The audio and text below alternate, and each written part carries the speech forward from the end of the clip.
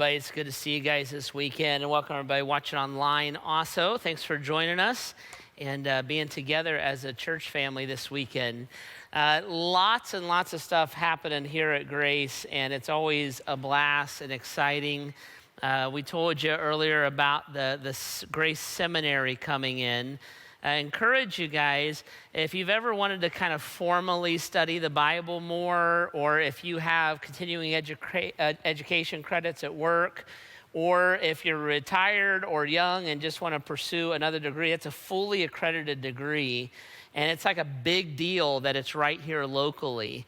And so I encourage you to take advantage of that. It's going to be fun, and it's not just for our interns and our residents, but really for anybody who's interested in that. So be a part of it. And then, of course, this weekend is groundbreaking. So if you came in this weekend, or maybe you drove past the building, you're seeing lots and lots of big equipment and a big steel beam, and that's going to be fun. You can go outside and see. We kind of painted off the footprint of the new building.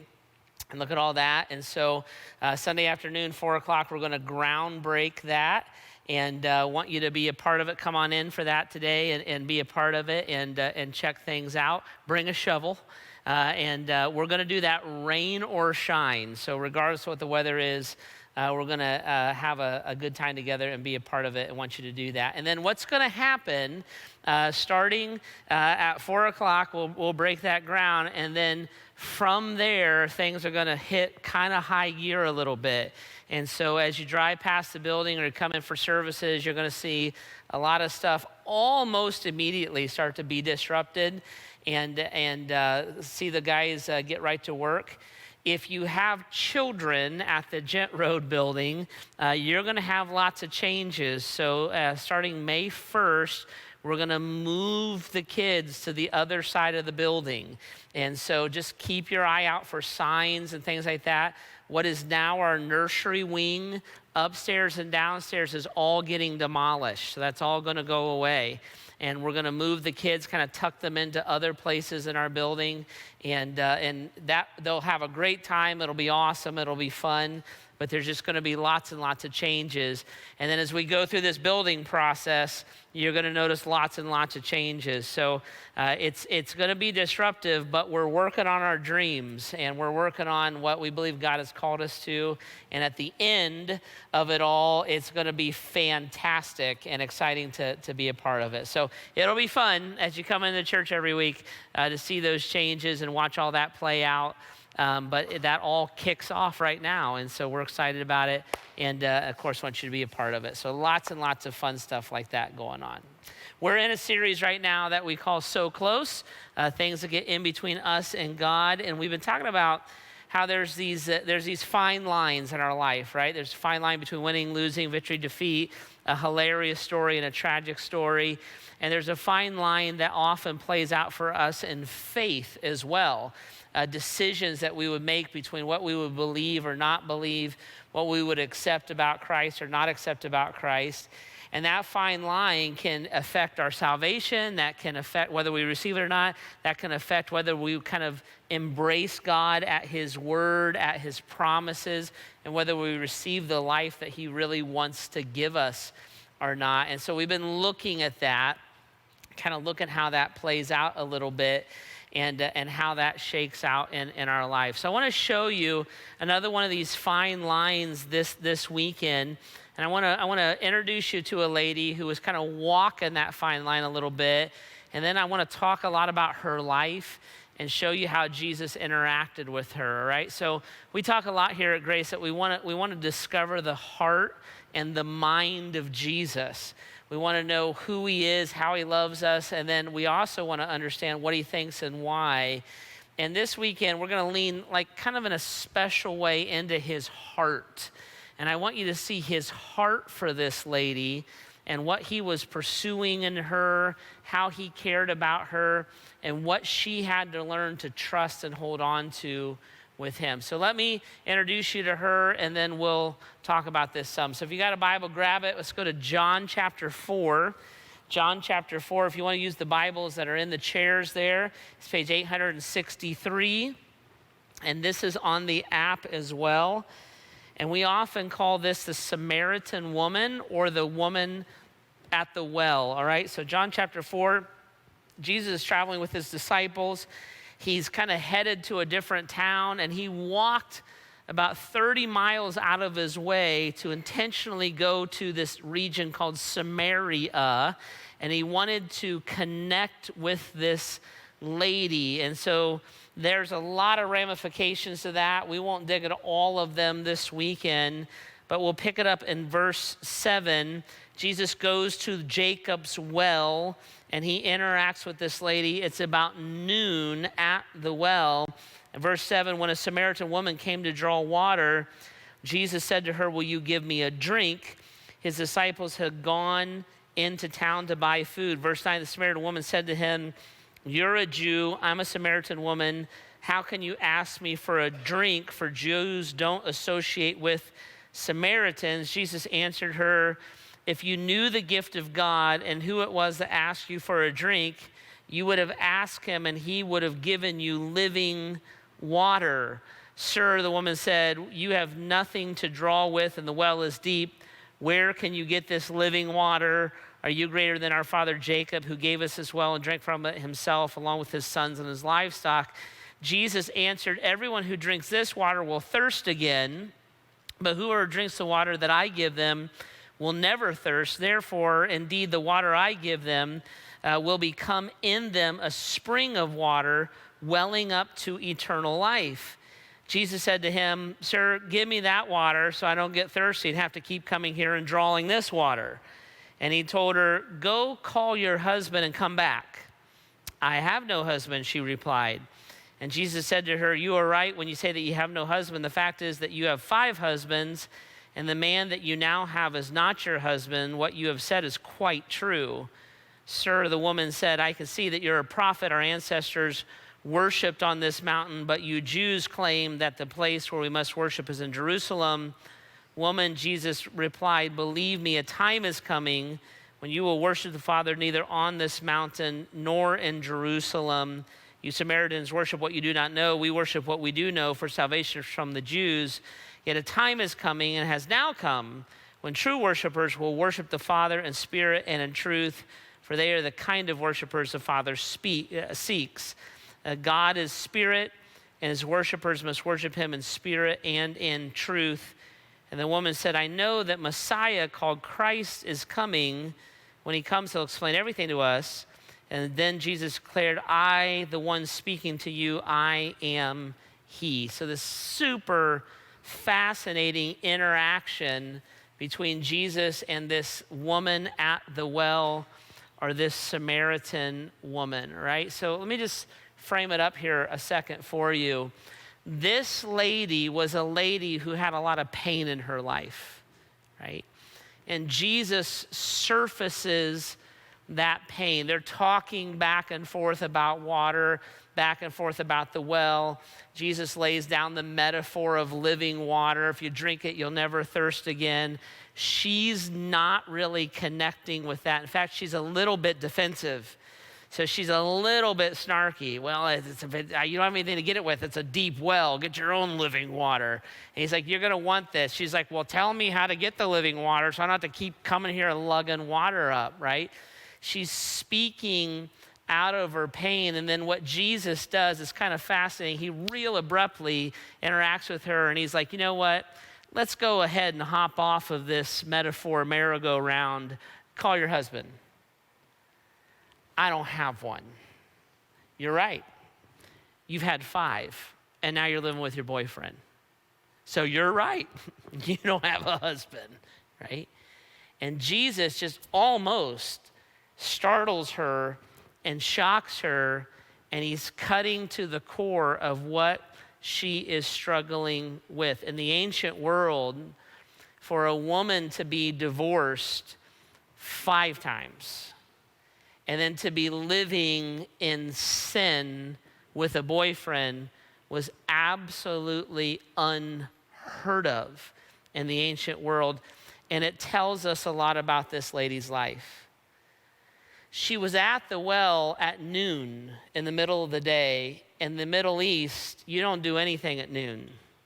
If you're going to get water to run a home, because there's one well for the village, you go in the morning, because you cook in the morning and you clean in the morning, and it's not a gazillion degrees outside in the morning. So the fact that she's at the well by herself at noon, and we now know she has 5 husbands and a boyfriend, tells us that she's isolated, that she's rejected, that the other women in the village would have treated her like a harlot.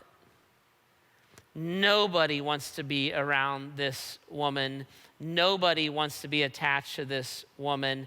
In fact, this lady is living in shame and living in embarrassment and living in sin and living in a cycle of destruction. And she has done that again and again and again and again and again. And that's why she's at that well. And in the middle of all that, Jesus Christ travels 30 miles out of his way, because God doesn't do anything by accident, to show up to talk to her by herself at that well about her pain and her soul and the cycle of destruction that is in her life, right? And at first she responds to Jesus the way that she would have responded to everybody in her life. Are you here to harass me? It's a deep well. Get your own water. Are you here to, Jews don't talk to Samaritans. Are you just another racist in my life? Another sexist in my life that's going to treat me like dirt? Are you mocking me? Then give me some water so I don't have to get more water out of the well then. And Jesus looks at her and he's like, you know what? You're not getting this. Call your husband. Let's just talk about the pain. And let's talk about the sin. Let's talk about the elephant in the room. I don't have one. You're right. You got 5 and a boyfriend. Right? So let's talk about that, right? You ever think about why we live in destructive cycles in our life? You ever think about that? You ever look at a cycle in your life and think, why do I keep doing this again and again and again, right? Why is it that we'll have habits, we'll have addictions, we'll have temptations that we will return to over and over again, and as we return to it over and over again, what that return does is deepen our shame, deepen our frustration, and deepen our disgust with ourselves. You ever notice that? You ever notice that you have certain things in your life, and it's the things in your life that you kind of habitually do? They're destructive behaviors, they're sinful habits, they're choices that we'll make, and it's the part of your life that you like the least. And you look and say, why do I do this, right? I know that I will feel better. I know that I will feel lighter. I know that I will feel healthier. I know that I will feel cleaner. So why do I go and do that? I'm trying to lose the 10 pounds. Why did I just eat a box of Twinkies and now I'm going to be sick in the morning? I hate this addiction. Why do I return to it when I know that it destroys my relationships? I understand what anger does in my family and how the shrapnel of anger just blows into my spouse's life and my children's life. And I tell myself, I'm not going to get mad about that again, but I can't stop myself from getting mad about that. I know that the more I long for sex and the more I engage in pornography, the more that puts walls up between me and my spouse with sex. But I can't break that pattern in my life. I know that money can't buy me happiness, but I'm addicted to the acquisition of it. I hate being in debt, but I just went and signed the papers. I've lived enough life that I'm pretty confident where these patterns play out. But when I look back on my life, what I see is this pattern playing out again and again and again and again. And if you ask me to list the things that I like the least about myself, those are the things that I would write down, and those are the things that I keep doing. You ever wonder why we do that? What causes us to live that way? I'm gonna give you what I think the answer is. It's gonna surprise you. Ready? I think the reason that we live in destructive patterns and harmful behaviors, ready, is because we're searching for God. God created us with appetites. He created us with longings. He created us with needs. And he created us in such a way that our soul has to be filled. And those appetites and longings that we have within us, we've been lied to most of our life that we'll tell ourselves that those things are just our biology. I hunger, I thirst, I have a sex drive, I have a compulsion. Like we're been told that. That's just a part of our humanity, and that's what it is. We've also been told that because it's a part of our biology, we can't do anything about it, or because it's our biology, what we ought to do is feed it so that we can accomplish what we want to accomplish for ourselves. So if you have a lust for money, what you should do is go get that money. And if you got enough, maybe that lust would be satisfied. If you have a lust for sex, you should go get that sex.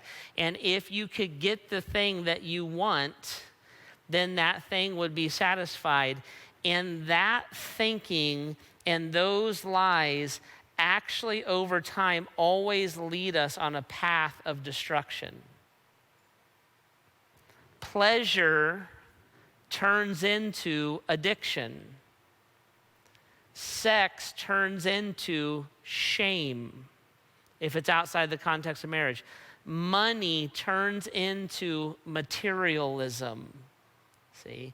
Getting a buzz on turns into alcoholism. And we don't like that, but why do we keep doing it? Why did God create us that way? Is he trying to tempt us? Is he kind of trying to make us miserable? Is he trying to trick us? Or is there something else that he wants us to do with those longings? This is what I would propose. I would propose that God gives us those appetites and those longings so that as human beings, we have an instinct to search. We're searching for something. We have a soul that needs to be satisfied. And the reason God created us to search, or the reason that he created us with appetites, is not so that we could please ourselves or so that we could be a glutton on whatever. He created us to search, or he created us to need to be satisfied so that we would know to search for the one who can fulfill our soul. That longing to overeat is a longing for God. That longing to be sexually immoral is a longing for God. That longing to drink and be an addict is a longing for God. And if we fill those longings with anything other than God, those very longings will lead us away from the one that they were intended to draw us to. And that's what happened to this lady. This lady is not a jerk. She's not a harlot. She's a woman in the ancient world. In the ancient world, if you're a woman and you don't have a man, you have no safety and you have no security. She doesn't know how else to create that for herself but to have a man in her life. And so she'll find one, and she'll find one, and she'll find one, and she'll find one. In the ancient world, if you're a woman, you have no significance unless you have a child. If you want to have a child, you need a man. So I want to be fulfilled. I want to have significance. And this is the only way that I can make that happen. She wants love. She wants intimacy. She wants to be wanted. And in those few moments, in those moments where she can feed her addiction, or she can surrender her body, or she can somehow break out of feeling isolated, feeling rejected, feeling worthless, feeling ashamed, in those moments of pleasure, when you first meet the guy, it feels so good, and then it goes so wrong. But if I could go recreate that feeling, when I'm engaged with him sexually, it's so good. Somebody wants me, then it goes away, and I feel shame. But if I could recreate that feeling, I am having my needs met, and that's what I want. And Jesus looks at her and says, I want to fulfill your soul. She says, you're treating me like everybody else. Why don't you get your own drink of water? And he says, call your husband. And I don't have one. You're right. You got 5 and a boyfriend. And you've been on this pattern. And this pattern isn't necessarily blatant rebellion against God. You just don't know what else to do. And you're doing this. Call your husband. Is that working for you? This pattern isn't you rejecting all the morals you were taught as a child. You are surviving and trying to make it through. Call your husband. Are you surviving and making it through? Wouldn't you like to have something else in your life? Right? Now, this was fascinating. They go through this whole interaction. It's a little bit snarky. Jesus is a little bit confrontational, right? And then she says this in verse 25. She said, I know that Messiah called Christ is coming, and when he comes, he'll explain everything to us. Isn't that fascinating? 5 husbands and a boyfriend later. I don't think this lady went to church on the weekends. I don't think she was in a life group. I'm not even sure she listened to my podcast. I don't think that's who she was. She was 5 husbands and a boyfriend in, but she heard about a Messiah. And when you hear about a Messiah and you know that that Messiah is able to explain things, what that tells me is not only did you hear about a Messiah, but you longed for one. I heard that there's a Savior. I heard that. I heard that there's somebody who could make life make sense. I heard that if this guy exists, that if he actually shows up, if he exists, he'll explain everything to me. He'll explain to me why I'm a Samaritan and the Jewish people that the Messiah is supposed to come from, he'll explain why they hate me and don't want to interact with me. He'll explain what happened to me as a little girl that caused me to sexualize my whole life. He'll explain why nobody loves me. I do everything that they ask me to do. And they don't love me. They use me. And when they're done with me, they throw me aside. He'll explain why nobody's proud that I'm their wife. They keep divorcing me and probably taking the children that I longed for. He'll explain why all the other women in the village reject me. So I have to go to the well in the middle of the day. He'll explain my pain, and he'll explain my behavior, and he'll give me a paradigm to live life in. I heard there's a guy that can do that.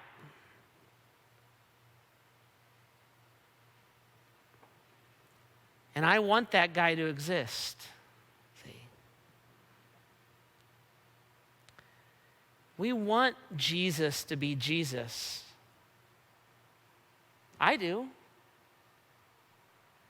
I want Jesus to heal me. I heard there's a Messiah that can heal my pain. If he could get me out of this pain, if that's true, I heard there's a Messiah that can heal my shame. If my life could be defined by what's in front of me instead of what's behind me, if the old could be gone and the new could be what drives my life, I heard there's a Messiah that will give me a parameter. If I could somehow make sense of what's happened to me and maybe even redeem it or something,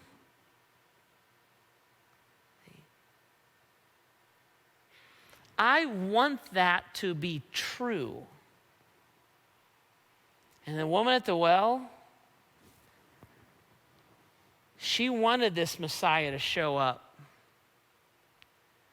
Because if this guy can do that, it would be life-changing.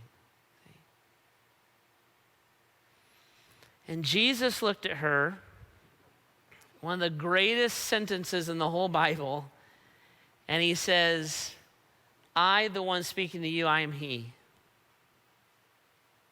I actually exist. I actually can do what you want me to do. Ready? And I'm sitting here at your well. Right? A lot of times we don't believe that the Messiah who could heal me, help me, change me, redeem me, and give me some kind of context to live in. We kind of hope that he's out there, and we kind of hope that he can do that, but we just assume he would never come to our well. Because my well is my place that represents my shame and my pain and my sin. My well is my habit. My well is my behavior. My well is my sin. I go there by myself in the middle of the day and take a drink out of it. And if God is who he says he is, he's out there somewhere. Maybe if I sobered up, maybe if I changed my life, but man, if I walk into that building, it's going to burn down or God's going to get me or something's going to happen. It would rarely cross our mind when I'm in the middle of my destructive behavior, I'm in the middle of my sin, I'm in the middle of my addictions, that the Messiah would walk 30 miles out of his way just to meet me at the well. Because Jesus is not repulsed by your sin. He's not repulsed by your addictions. He's not repulsed by your behavior. He's heartbroken by it. Because he didn't come into the world to condemn the world. He came so that we could be saved through him. This dear lady was so close. Because in the middle of all of her junk, she hoped that there was this Messiah. And she got so close. Because this is what happens. A lot of times at the bottom of our spiral, when I'm really frustrated with myself, when I don't like this part of me, that tends to be where we think about God the most. We'll give him a shot. we'll pray a little bit, we'll go to church a little bit, we'll talk to somebody about something a little bit. We're desperate enough that we're tired of it, and my well is running dry, and we hope that this Savior can actually exist and he can explain everything to us. And there's this fine line. There's this fine line. Because I am thirsty. My soul is like dehydrated. And the hope that somebody could meet that need in a way that it hasn't been met so that I have an outcome that I've never had before is a powerful and an overwhelming hope. Now, Jesus says something. We read this earlier, but let's look at it. When he first met her, he said, everybody who drinks of this water will be thirsty again, but whoever drinks the water I give them will never thirst. Indeed, the water I give them will become in them a spring of water welling up to eternal life. When I go to the well, I go to the well because I'm parched. My soul is parched. I need something. I need to feel good. I need to feel pleasure. I need to feed an addiction. I need to feed an ego. I need to do something because I have a longing in me that's meant to cause me to search for God. But if I've taken God off the table, I'll search for something. And I'm at the well because I'm thirsty, and Christ is at the well with me. And Jesus says, listen, dear lady, the reason that you're thirsty is because you're drinking the wrong water. You're drinking these things. You're drinking 5 husbands and a boyfriend.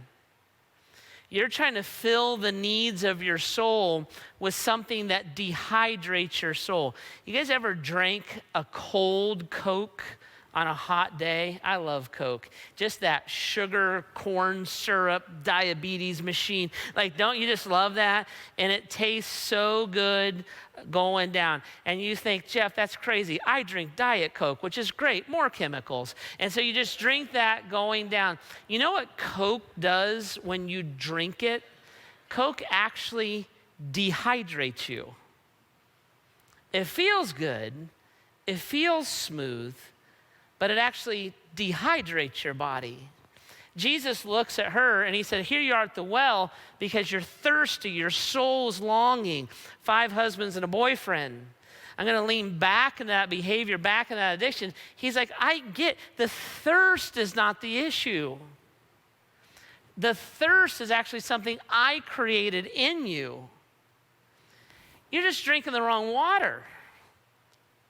You're drinking the things that parch your soul even more.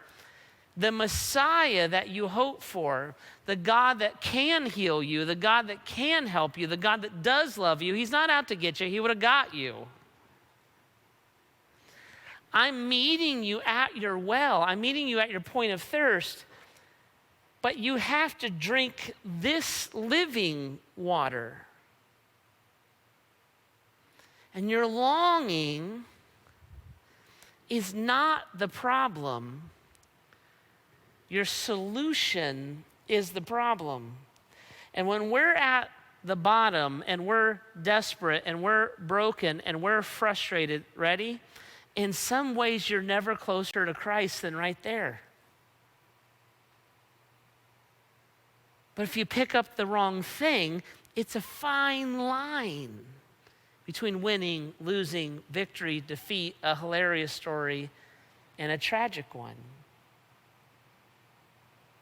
And Christ is at the well. And he's offering to do what you're longing to have done. See? He's offering to satisfy the soul. But we have to pick up the right cup, so to say, right? Sometimes we do things out of pure rebellion against God. Careful. I wouldn't want to square up with God. Most of the time, we do things because we've done them. It's a habit. It's a pattern. It's familiar. Because this pain, that dear lady knew how to operate in this pain. She didn't know how to operate in this faith. She knew how to operate controlling her own life. She didn't know how to operate surrendering her life. She knew how to operate in disbelief. She didn't know how to operate in belief. It's just familiar. I can make sense of my brokenness. I could predict, after husband number 2, I could predict how the other ones were going to go. But to accept Christ, to choose to believe in something different, to choose to allow the Word of God and the power of God and the Spirit of God to change us. It's a fine line. We can be so close. Right? Guys, Jesus is at your well. He's at your well. He's not afraid of your sin. He died for it. He knows it anyways. Well, if God found out, well, he kind of knows everything, so. He already found out. And he already chose to love you. Okay. But at the well, God kind of talks turkey. Why are we on this merry-go-round? You're addicted to pornography. Can we deal with that? You're having an emotional affair. Can we talk about that? You're acting out of your wounds and abuse. Have you interacted with that? You're addicted to substances, alcohol, drugs, food, caffeine, sugar.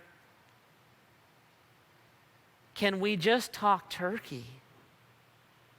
Because I came to meet you here. I came to find you. I came because I love you. And I came because I know that you were hoping I would. Because you want there to be a Messiah. You want help. And you want healing. And you want a paradigm that God can make sense in. And so I'm here. I know exactly who you are. And if you could trust me by faith, maybe it's salvation. Maybe it's a secret. If we could bring the fruitless deeds of darkness into the light, then the power of who I am can actually take hold in your life. Right? This lady made that decision. We know that because later on in chapter 4, verse 39, the Bible tells us, it says, many of the Samaritans from that town believed in him because of the woman's testimony, her, the woman at the well. She said, he told me everything I ever did. So when the Samaritans came to him, they urged him to stay with them, and he stayed for 2 days. And because of his words, many more became believers. They said to the woman, we no longer believe just because of what you said. Now we have heard for ourselves, and we know that this man really is the Savior of the world. Isn't that fascinating? Guys, you got to hear something. What? He called me out on my husbands and my boyfriend. He told me everything I ever did. Hear that? She's not ashamed. She's not embarrassed. She's not angry. She's relieved. He knows all of my junk. And he's the Messiah. And he healed me. And he helped me. And he can heal you, and he can help you. See how it works? She didn't hide from God. She embraced him. In her moment of thirst, Christ met her at the well.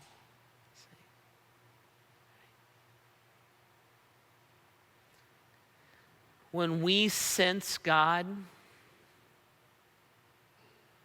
when our souls are unsettled, we're at the well. When you feel convicted, when you feel embarrassed or ashamed, God didn't come to condemn you. He's not rubbing your nose in it. You're just at the well. When you feel hopeful, when you long, man, if that is true, Jeff, you're just at your well. And Christ is there.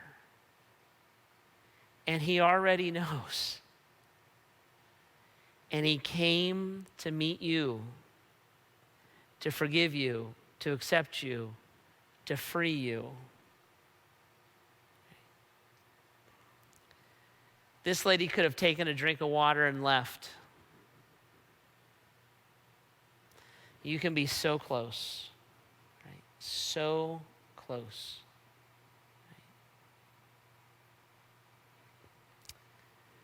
Faith is choosing to believe that Jesus is who he says he is.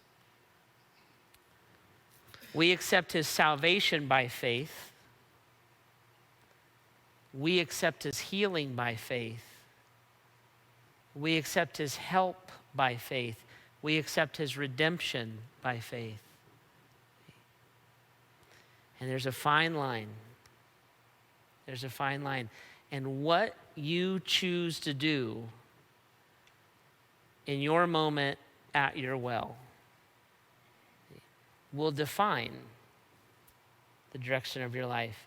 Christ would want us to, by faith, embrace all that he is, right?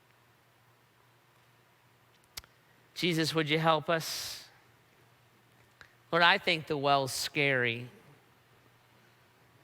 We're so conditioned to put up a facade, so conditioned to push down our pain, and so conditioned to live in our lives, God, that it's scary, it's vulnerable. I feel naked at the well. But God, you meet us there to give us something else, what we really want to drink. So God, in these moments, would you give us courage at the well? Peace, comfort, invitation. Because if we could know you, know your mind, but also your heart, the depth of your love for us, if we could accept that and trust it and rest in it, then God, you give us the life that we long for. Not a life of comfort and wealth and all that nonsense, but healing, security, hope, peace, transparency, that life. Where we're not ashamed of who we are, we're actually just kind of blown away by who you are and what you want to give to us. In these moments, God, would you press in very personal and individual ways? And God, give us a longing and a faith to embrace who you are.